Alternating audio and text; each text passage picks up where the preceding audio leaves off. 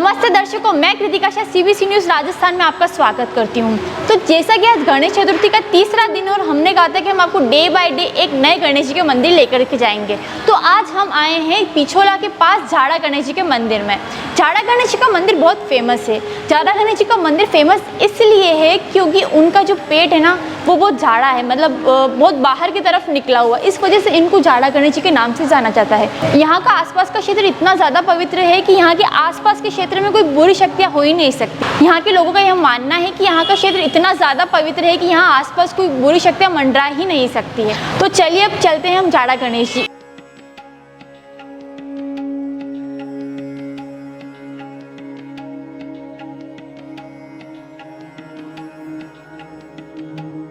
तो जैसा कि अब हम झाड़ा गणेश जी के पंडित जी से बात करते हैं और मंदिर के इतिहास के बारे में जानते हैं। जी, आपका नाम? डॉक्टर देवेंद्रपुरी गोस्वामी। आप यहाँ पर कितने सालों से काम कर रहे हैं? मैं तो बचपन से काम कर रहा हूँ यहाँ पर। मंदिर के इतिहास के बारे में कुछ बताएंगे कि मंदिर किसने बनवाया, क्या था? एक्चुअली ये मंदिर हमारे पूर्वजों ने बनवाया है, माता मीणापुरी जी द्वारा, और ये लगभग कम से कम 250 साल पुराना मंदिर है। मंदिर का इतिहास, किसके पीछे कोई स्टोरी सुन रखी है जैसे? तो ये हमारा निजी मंदिर है। दूसरी बात, ये जो पत्थर होते हैं सज्जनगढ़ से निकले पत्थर, उस पत्थर को लाके इसकी मतलब की गई कारीगरी और फिर इसकी मतलब प्रतिष्ठा की गई विधि विधान से। ये एक दंती मतलब दक्षिण मुखी ये है, गणपति जी है। तो अभी गणेश चतुर्थी पर कैसा माहौल रहता है इसमें? काफ़ी अच्छा माहौल रहता है। सुबह 4 बजे दर्शन खुल जाते हैं, रात को 12 बजे तक दर्शन चलते रहते हैं, और जो दिन की आरती वो दिन को आरती होती है, भगवान का वो धराया जाता है, भोग धराया जाता है। कितनी संख्या में लोग यहाँ पर आते हैं मंदिर में? ऐसा है कि मतलब आरती टाइम पे विशेष भीड़ रहती है। 1000-1200 व्यक्ति इकट्ठे हो जाते हैं, बाकी दिन भर चलते रहते हैं, तो लगभग समझो 7-8 हज़ार आदमी आ ही जाते हैं वैसे दिन भर में, सुबह से लेकर शाम तक। इस मोहल्ले का हर व्यक्ति आता है यहाँ पर दर्शन करने के लिए। ये जो अपन सज्जनगढ़ का जो पत्थर है ना, उसके द्वारा बनी हुई मंदिर, और एक पत्थर से बनी हुई मूर्ति है ये। सज्जनगढ़ के जो पुराने पत्थर थे उनको लेके यहाँ पर उसकी निकाशा की गई है। तो मंदिर कितने साल पुराना है? मैंने बताया लगभग 250 साल पुराना मंदिर है ये। तो ये मंदिर तो अभी एकदम नया दिख रहा है, तो अभी इस पे नया काम कर? तो हर साल काम होता रहता है। पहला मंदिर बहुत पुराना था, ऐसे मतलब दरवाजे से अगर मैं पूजा करने जाता तो मैं मतलब मंदिर दर्शन नहीं हो सकते थे।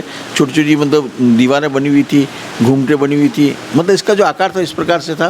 तो इसको धीरे धीरे हमने अपने लेवल पे अपने परिवार से मिलकर ही हमने अपने पैसों से इसका विकास करते, क्योंकि हमारा निजी मंदिर है ये, करते गए। अभी भी इसको बीच में यहाँ पर मकान था, उसको हटा के हमने इसको चौड़ा किया है।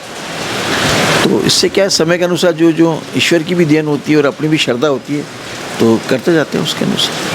तो गणेश चतुर्थी के समय इधर कुछ भक्ति में प्रोग्राम वगैरह होते हैं जैसे? नहीं, एक्चुअल क्या है कि यहाँ पर क्या, जैसे अभी बीच में हमारे वो बनाया था तोरण द्वार, हमने स्थापना की थी, तो फिर हमने वही होम विधि विधान से पाठ पठन किया था।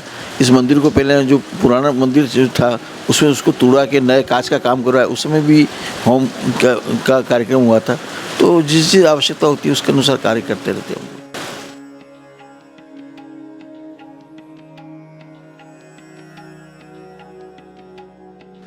तो अब हम मंदिर के पास में रहने वाले से बात करते हैं मंदिर के इतिहास के बारे में। जी, आपका नाम?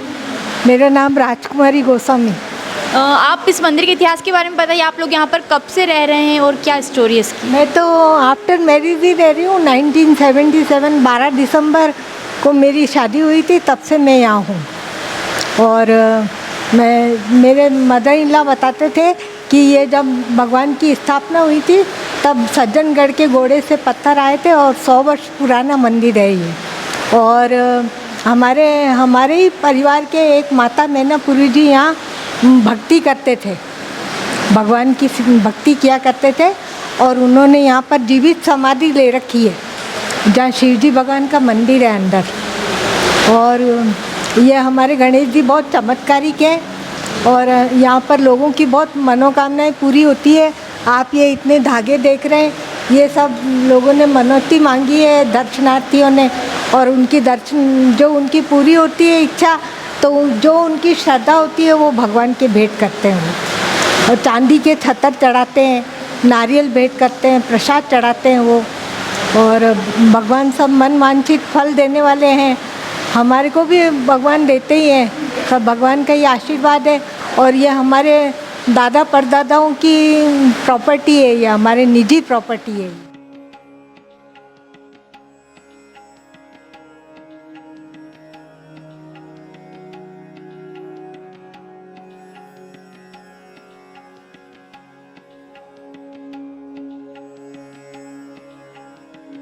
तो अब हमारे सामने है पुजारी जी के बेटे, अब हम इनसे बात करते हैं और मंदिर के इतिहास के बारे में जानते हैं। जी आपका नाम?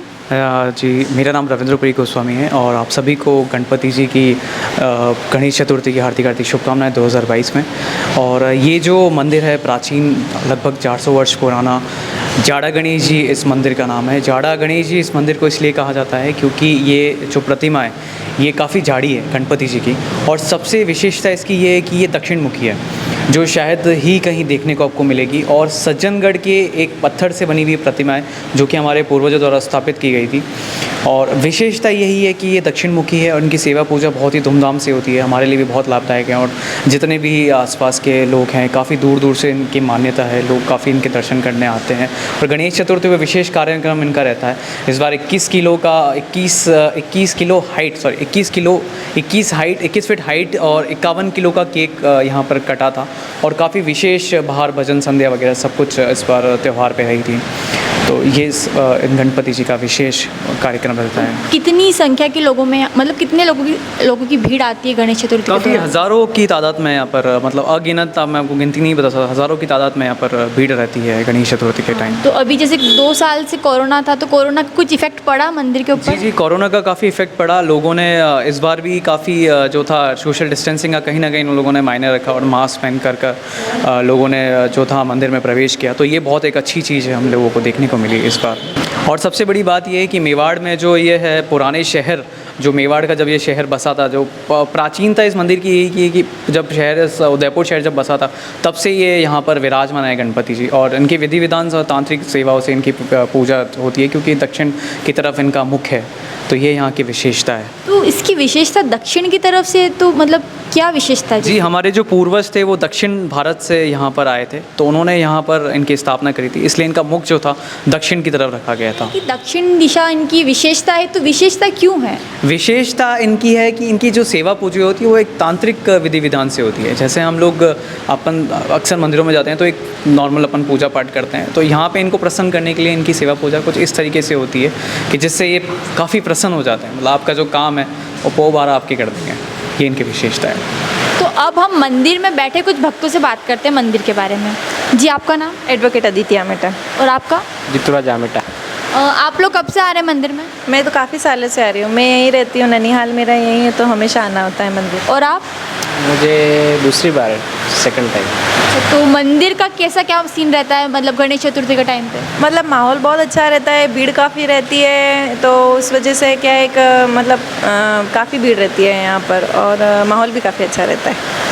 यहाँ पर जैसे कि प्रोग्राम्स कैसे होते हैं, मतलब भक्ति में गीत वगैरह होते हैं कि? हाँ, मतलब शाम के टाइम भजन कीर्तन होते हैं, और दिन में अगर मतलब मंदिर की लेडीज़ वगैरह जो होती है वो इंटरेस्ट से कभी नाच गीत भी करते हैं यहाँ पर आसपास के लोग भी काफ़ी मानते हैं भगवान को। मतलब आसपास के एरिया से भी आते हैं, बाहर से फॉरेनर्स वगैरह भी आते हैं, तो वो भी पूछते हुए आते हैं कि हमारे जाना गणेश जी का मंदिर कहाँ पर है, क्योंकि काफ़ी बड़ी मूर्ति है। ये इनके पेट की वजह से जाने जाते हैं, क्योंकि इनका पेट काफ़ी बड़ा दिखता है इस मूर्ति में।